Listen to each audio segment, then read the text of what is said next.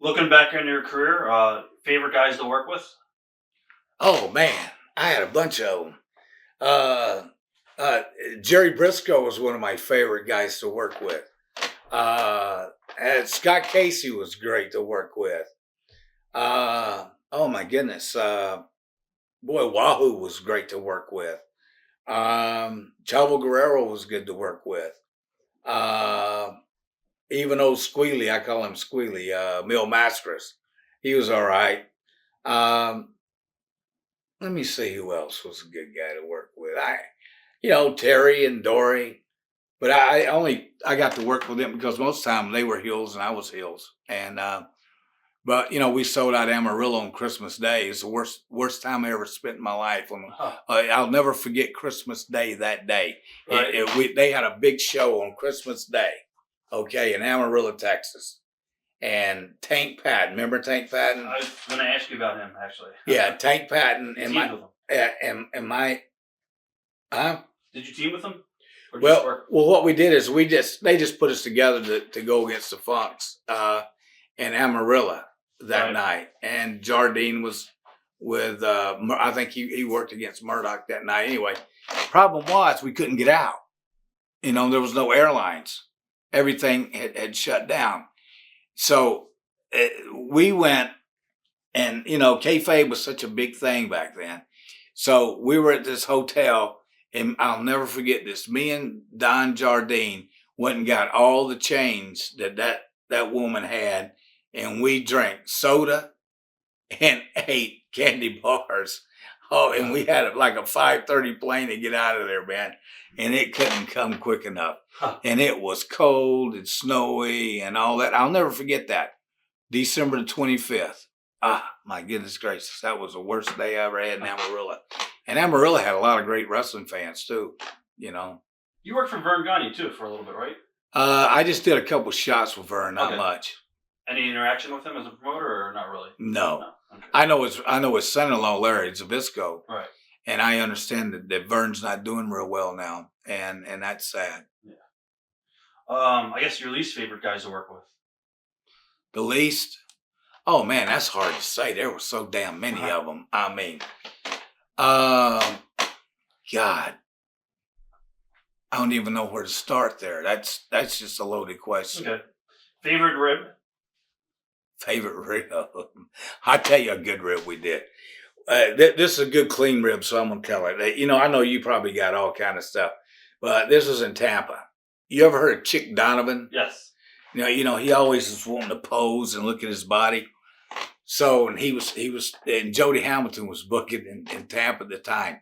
So what we did is we switched, and me and Jerry Briscoe went on ahead of him and whoever. We made them, they made them go like 35, 40 minutes.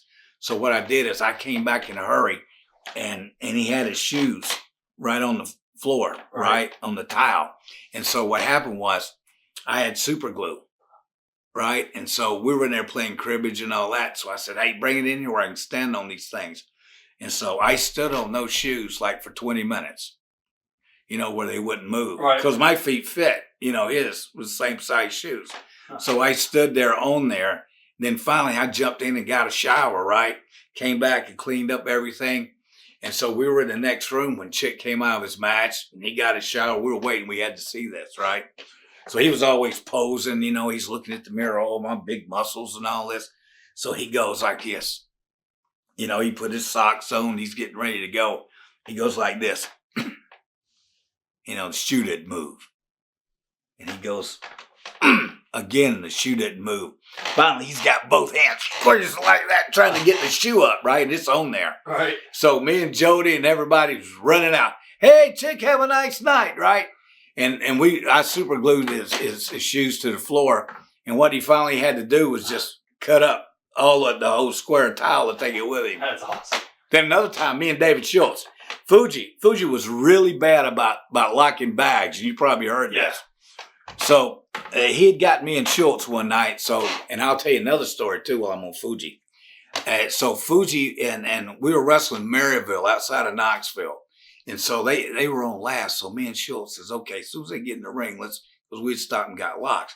So we got like 14 chairs and put them together and locked his bag on there, right? And so we went out behind there and waited till he got out, and he couldn't get in his bag because we locked it up, right? And he was cussing. He had a red Cadillac at the time.